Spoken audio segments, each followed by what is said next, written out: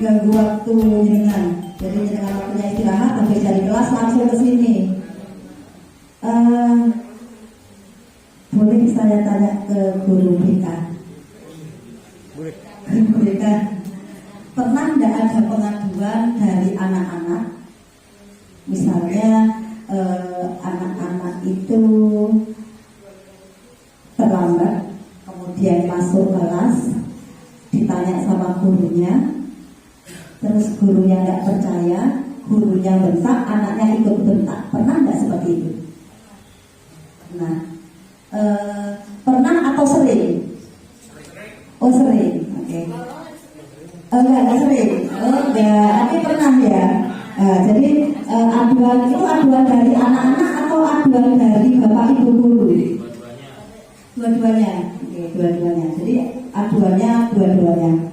Bapak ibu yang terhormat, ternyata untuk pembelajaran sosial dan emosional itu bukan hanya untuk guru, tetapi untuk anak dan untuk tenaga pendidikan. Monggo kita pelajari ini. Definisi PSE, definisi pembelajaran sosial dan emosional. Ternyata pembelajaran sosial dan emosional itu pembelajaran yang dilakukan secara kolaboratif. Apa kolaboratif? Kolaboratif itu kerjasama antara siapa? Semua komunitas sekolah. Jadi ternyata di sini komunitas sekolah itu meliputi anak, pendidik, serta tenaga pendidikan. Jadi bukan hanya anak saja.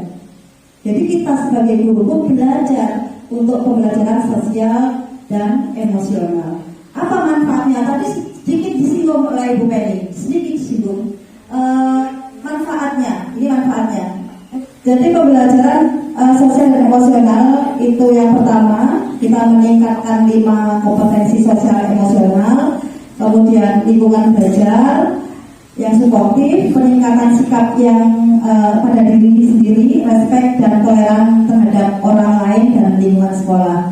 Nanti manfaatnya ada peningkatan perilaku positif, ada pengurangan perilaku negatif, pengurangan tingkat stres dan peningkatan performa akademik. Peningkatan performa akademik siswa. Nah, ini selnya, ini yang pertama, selnya dari tengah. Sel. Sampai ini. Sel. Kemudian ini 5 KSE-nya, kompetensinya. Kita wujudkan di kelas, kemudian di sekolah, keluarga komunitas yang lebih besar. Apa KSE? Yang pertama, kita harus sadar diri, ada kesadaran diri, ngoco, refleksi ke dalam diri kita. Yang kedua, manajemen diri. Yang ketiga, kesadaran diri. Keempat, keterampilan berrelasi. Yang kelima, pengambilan keputusan yang bertanggung jawab. Nah, Bapak Ibu, kita bahas satu-satu. Kesadaran diri itu yang seperti apa? Jadi ternyata kesadaran diri itu kemampuan untuk memahami perasaan, emosi, dan nilai-nilai diri sendiri, dan bagaimana pengaruhnya pada perilaku diri pada berbagai situasi dan konteks kehidupan. Gini, saya pun pernah mengalami. Jadi saat ada anak yang tidak masuk kelas gitu, saya sadar, oh mungkin jadi refleksi, mungkin cara saya memberikan materi kurang masuk. Katanya Pak Hasan, saya kurang memahami pola pikir anak, sehingga anak merasa jenuh gitu. Jadi anak tidak, saat pelajaran saya, anak keluar kelas main sepak bola misalnya gitu. Jadi kita harus refleksi diri, jangan hanya menyalahkan anak. Jadi jangan hanya menyalahkan anak, tapi kita harus bisa sadar diri. Nah, contohnya dapat menggabungkan identitas pribadi dan identitas sosial, mengidentifikasi kekuatan atau aset diri dan budaya, mengidentifikasi emosi-emosi dalam diri. Oh, aku ini emosian, ini agak berdam sedikit. Nesuan gitu ya, nangisan gitu ya. Sembunyinya ya, nggak enak, gembel maksudnya. Menunjukkan integritas dan kejujuran, dapat menghubungkan perasaan, pikiran, dan nilai-nilai, menguji dan mempertimbangkan prasangka dan bias,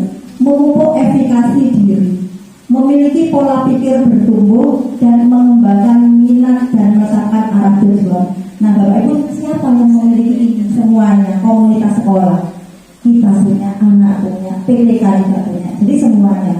Jadi tidak bisa saya bekerja sendiri. Misalnya Pak Edi bekerja sendiri tidak bisa. Jadi kita harus memupuk hal ini pada diri anak juga, pada PTK juga. Jadi pada semua komunitas. Kalau manajemen diri gimana? Kalau kita sudah sadar akan kekurangan kita, nilai kita, maka kita sadar kita bisa mengelola emosi kita. Nah ini di sini. Kita bisa mengelola emosi. Sehingga apa? Sehingga kita bisa mengelola emosi, mengidentifikasi dan menggunakan strategi pengelolaan stres. Jadi kita tidak stres, menunjukkan disiplin dan motivasi diri, merancang tujuan pribadi dan bersama, menggunakan keterampilan merancang dan mengorganisir, memperlihatkan keberanian untuk mengambil inisiatif, dan yang terakhir mendemonstrasikan kendali diri. Nah, Bapak Ibu, kesadaran diri dan manajemen diri itu memang sangat penting. Kalau kita menuruti ego kita nggak selesai.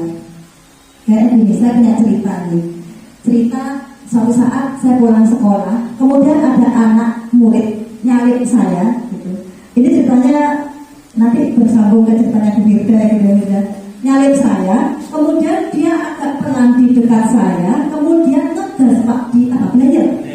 Di belajar, gitu Pak saya kayak, di belajar. Dalam hati saya, ya Allah, itu kok kurang ajar, kurang aturan gitu dalam hati. Tapi saya nggak sempat tidak melontarkan kata apa-apa, tapi anakku sudah ngengek terus kemudian melaju cepat. Kemudian beberapa hari kemudian, sekitar 1 atau 2 minggu, Bu Firda cerita di kantor, Bu, anak-anak itu unik ya ternyata. Uniknya di mana Mbak Firda? Anak-anak itu memiliki cara sendiri untuk menyapa gurunya. Saya kapan hari ditegur oleh murid Bu, oleh si A. Bu Firda saya sapa kok enggak membalas menyapa saya gitu kata si murid. Loh, kapan? Itu Bu ketemu di jalan. Oh ya, iya, Bu Firda saya bayar, tapi Bu Firda enggak balas. Oh, ternyata bayar tadi bukan berarti dia tidak sopan Bapak Ibu. Justru dia merasa bahwa dia sopan menyapa gurunya. Tapi caranya kita tidak tahu cara mereka. Kalau kita emosi, mungkin kita akan gitu ya. Kita akan marah-marah karena ternyata kita harus memahami anak-anak, pola pikir anak. Tapi kamu tak belajar. Boleh gitu. Akhirnya gini, Mbak Firda, saya disapa anak yang sama. Anak itu belajar saya pikir anak itu nggak tahu tata krama. Ternyata cara mereka menyapa guru seperti itu. Besok kalau mau menyapa guru jangan di belajar ya. Bilang assalamualaikum, selamat pagi, selamat siang. Oh iya Bu, siap. Jadi mereka tidak bermaksud tidak sopan Bapak Ibu. Jadi kita harus menahan emosi, mengelola emosi kita. Kita harus tahu apa maksudnya anak-anak. Kesadaran sosial, waktu misalnya ketutupan ya. Kesadaran sosial itu kemampuan untuk memahami sudut pandang dan dapat berempati dengan orang lain, termasuk mereka yang berasal dari latar belakang budaya dan konteks yang berbeda. Jadi contohnya mempertimbangkan pandangan atau pemikiran orang lain, mengakui kemampuan atau kekuatan orang lain, mendemonstrasikan empati dan rasa welas asih, menunjukkan keprihatinan atas perasaan orang lain, memahami dan mengekspresikan rasa syukur, mengidentifikasi ragam norma sosial termasuk dengan norma-norma yang menunjukkan ketidakadilan. Itu untuk sosial. Untuk sosial kita sudah luar biasa. Kita sudah mencontohkan, memberikan contoh pada anak-anak untuk kesadaran sosial, terutama saat kita menggalang dana untuk murid kita, anak kita warga. Itu salah satu contoh. Tetapi yang disayangkan, terkadang anak-anak itu tidak bisa mengikuti kita. Contohnya saat penarikan SAS saja, makin hari makin menurun. Awal diterapkannya sistem penarikan SAS dari kelas ke kelas, pemasukan SAS sekitar 500 sekian biaya seri. Tapi di hari Senin kemarin hanya sekitar 300, jadi berkurang 200. Nah, itu. Jadi kesadaran sosialnya kayaknya kurang anak-anak kita. Jadi kita melakukannya kayaknya kurang mengenal diri. Padahal kita sudah memberikan contoh yang baik saat itu. Jadi perlu penanaman di kelas. Jadi di kelas itu kita mensisipkan pada saat pembelajaran. Bisa saja kita bersyukur, jadi syukuri nikmat Tuhan. Kemudian kita kaitkan dengan warga, dengan teman kita yang kurang mampu. Mungkin anak-anak akan tergerak. Jadi Bapak Ibu Guru saat pembelajaran saya minta bantuannya menyisipkan kesadaran sosial pada anak-anak. Padahal sering kali. Jadi kalau saya pas menjaga koperasi itu uang sakunya anak-anak sangat banyak. Saya pernah menerima itu 100.000. Setelah saya tanya 100.000 itu untuk berapa hari? Pokoknya sampai habis Bu. Kalau habis boleh minta lagi. Kalau habis 3 hari boleh Bu minta lagi. Gitu.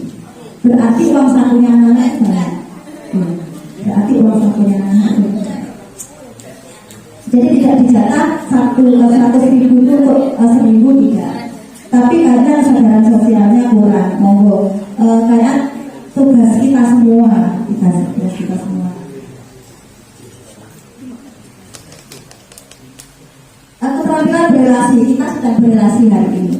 Kita sedang berelasi, yaitu kemampuan untuk membangun dan mempertahankan hubungan yang sehat dan suportif, yaitu berkomunikasi dengan efektif, mengembangkan relasi atau hubungan positif, memperlihatkan kompetensi budaya, mempraktikkan kerjasama tim dan pemecahan masalah secara kolaboratif, dapat melawan tekanan sosial yang negatif, menunjukkan sikap kepemimpinan dalam kelompok, mencari dan menawarkan bantuan apabila membutuhkan, dan turut membela hak-hak orang lain. Nah, Bapak Ibu Guru, terkadang di kelas anak-anak itu tidak dapat berrelasi dengan baik dengan temannya. Jadi mereka terkadang saat disuruh berkelompok hanya mau berkelompok dengan anak itu saja. Hanya anak yang seide gitu ya. Tetapi pada saat pembelajaran berdiferensiasi besok, ternyata kita tidak boleh beda-bedakannya seperti itu. Jadi harusnya membeda-bedakannya bukan karena kemampuannya, bukan karena tingkat IQ-nya, bukan karena cantiknya si cantik kopol si cantiknya. Untuk bisa mau Pak Haryadi gak mau kelompok mewahnya. Karena Pak Haryadi gak cantik tapi gak akan dia Haryadi ya. Dari sini. Dari sini sangat terlihat Bapak Ibu Guru. Nah, kekompakan kita, keterampilan berelasi kita sekarang harus kita tunjukkan dalam apa? Dalam event kakao. Event kakao harus berelasi kita. Misalnya memberikan pendapat, monggo diterima. Jadi jangan langsung cocok ini misalnya seperti itu. Terkadang anak kita seperti itu juga. Jadi kita memberikan contoh ke anak-anak, berelasi yang baik, kemudian membela hal yang baik, menjalin hubungan yang positif. Jadi kita mudah-mudahan hubungan hari ini, hubungan kita hari ini positif. Iya, Pak ini. Tadi senyum terus. Aku senyum. Kayak suasana puasa. Belum makan tadi ya, belum makan. Maaf ya Pak, nanti aja di akhir. Yang terakhir ini Pak, untuk KSE yang terakhir yaitu pengambilan keputusan yang bertanggung jawab. Jadi yaitu kemampuan untuk mengambil pilihan-pilihan membangun yang berdasar atas kepedulian kapasitas dalam mempertimbangkan standar-standar etis dan rasa aman, dan untuk mengevaluasi manfaat dan konsekuensi macam-macam tindakan dan perilaku untuk kesejahteraan psikologis, well-being dari diri sendiri, masyarakat dan kelompok. Contohnya menunjukkan rasa ingin tahu dan keterbukaan pikiran, mengidentifikasi atau mengenal solusi dari masalah pribadi dan sosial, belajar membuat keputusan beralasan atau masuk akal setelah menganalisis data dan fakta, mengantisipasi dan mengevaluasi konsekuensi dari tindakannya, menyadari bahwa keterampilan berpikir kritis sangat berguna baik di dalam maupun di luar lingkungan sekolah, merefleksikan peran seseorang dalam memperkenalkan kesejahteraan psikologis, well-being, diri sendiri, keluarga dan komunitas, mengevaluasi dampak atau pengaruh dari seseorang, hubungan interpersonal, komunitas dan kelembagaan. Bapak Ibu, ini hubungannya sangat erat dengan keyakinan kelas. Jadi keputusan yang dapat tidak bertanggungjawabkan ini hubungannya dengan keyakinan kelas, karena kalau keyakinan kelas itu sudah diputuskan, nah, itu harus dipertanggungjawabkan. Begitu juga dengan ini. Bapak Ibu pernah mengalami mengajar banyak kelas, Pak, dalam satu waktu yang sama? Olahraga, oke sih. Karena memang kejadiannya ya, konsekuensinya besar. Jadi mengambil keputusannya harus tepat. Ini pengalaman saya, Bapak Ibu. Saya mengajar beberapa hari yang lalu, hari atau bulan gitu ya. Saya mengajar di kelas 9 Bu. Sebelah saya 9C jamnya Pak Yuli, 9B jamnya Bu Titik. Di mana Pak Yuli dan Bu Titik itu kebetulan tidak ada, diajak rapat apa saat itu sama Pak Hasan keluar gitu, tapi beliaunya meninggalkan tugas. Jadi Pak Yuli sama Bu Titik meninggalkan tugas.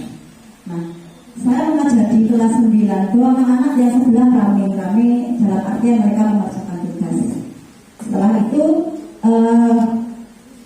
saya suruh diam, nggak bisa. Kemudian saya lanjutkan mengajar di kelas 9 dong, itu. Terus tiba-tiba pintu belakang antara 9 dan 9E dibuka anak-anak sambil dicopet sama cewek-cewek. Permisi Bu, ya kenapa? Bu, boleh nggak saya bergabung? Boleh, kenapa? Kan tugasnya Bu Titik sudah selesai Bu, tugasnya sudah dikumpulkan. Boleh nggak bergabung? Boleh, tapi tidak ada tempat duduk. Kita lesehan Bu, akhirnya anak-anak itu lesehan di belakang. Jadi di lantai di belakang kelas. Kemudian tidak lama berikutnya kelas 9C datang dari arah depan. Bu, saya kok gabung mau Bu gitu dengan bahasa mereka. Kenapa jamnya Pak Yuli Bu? Tidak ada Pak Yuli, dikasih tugas-tugasnya sudah selesai, silakan. Tapi tidak ada kursi ya gitu. Kamu nggak cium, ini loh materinya sama dengan kamu. Saat itu saya mengajar tentang tanah kalau saya tentang tanah. Enggak Bu, akhirnya mereka beramai-ramai. Akhirnya saya mengajar 3 kelas. Jadi satu, ada yang di atas kursi, ada yang duduk di kursi, ada yang di bawah. Saya harus mempertanggungjawabkan keputusan saya tadi. Saya mengambil 3 kelas langsung. Tapi Bapak Ibu, saya menggunakan bahasa mereka. Katanya Pak Hasan tadi pola pikir anak, kita mengikuti pola pikir anak. Saya membahasakan, ayo kalau memang kalian mau belajar bersama saya, mau ikuti aturan saya ya, gitu saya. Kalau ada orang saling berhubungan, kemudian salah satu perhatiannya ke yang lain, atau dengan nama lain selingkuh, kamu sakit hati nggak? Sakit hati Bu, di sini Bu, putus lari gitu anak-anak. Terus kalau misalnya anak-anak, kalau sakit hati harus diputus, iya Bu. Kita sekarang kan sedang berhubungan anak-anak. Kalau misalnya perhatian kalian itu ke yang lain, berarti kalian selingkuh, putus hubungan kita ya anak. Enggak Bu, perhatian apa? Kita kan kalau kita berhubungan, perhatian kalian hanya untuk saya. Kalau perhatian kalian ke HP, berarti kalian sedang selingkuh dari saya. Akhirnya anak-anak sepakat. Jadi sepakat mematikan HP, hanya memperhatikan saya karena takut saya putus. Takut dianggap selingkuh dari gurunya gitu ya. Berarti kalau kalian melihat HP, kalian melihat keluar, berarti kalian selingkuh dari saya. Kita putus. Gitu ya. Kita akhirnya mereka, walaupun saya mengajar 3 kelas, perhatiannya khusus untuk saya. Jadi semua keputusan yang diambil harus dapat dipertanggungjawabkan. Nah, kesadaran penuh. Pernah marah? Iya, saya pernah marah. Terus nangis? Iya. Saya kalau tidak bisa meluapkan amarah saya, jadi Pak Tohari nangis alias pembeli. Murid Ibu Titik gitu ya Pak ya. Nah, kalau sudah emosi, kita harus kembali dalam ini kesadaran. memberikan perhatian secara sengaja pada kondisi saat sekarang dilandasi rasa ingin tahu tanpa menghakimi dan kebaikan. Bagaimana sih cara menghadirkan kesadaran penuh dengan teknik stop salah satunya? Jadi banyak teknik. Jadi yang sering saya praktekkan di kelas, teknik saya stop. Auto stop. Yang pertama S-nya berhenti sejenak. Jadi saat saya sedang emosi, maka akan diam sejenak. Saya akan diam sejenak, kemudian saya akan take break. Itu ya Mbak Elok ya baru mau nih.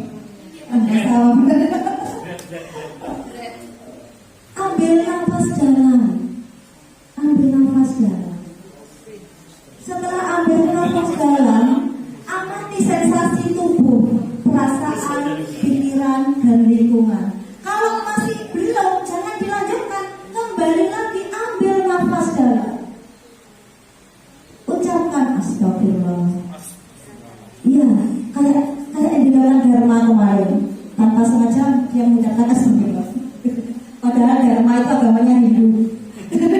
Ada temennya yang nakal, misuh, dia spontan astagfirullah. Oh, Dharma ngomong astagfirullah. Padahal anaknya agamanya Hindu. Ada apa-apa umum lagi. Jadi ambil nafas lagi.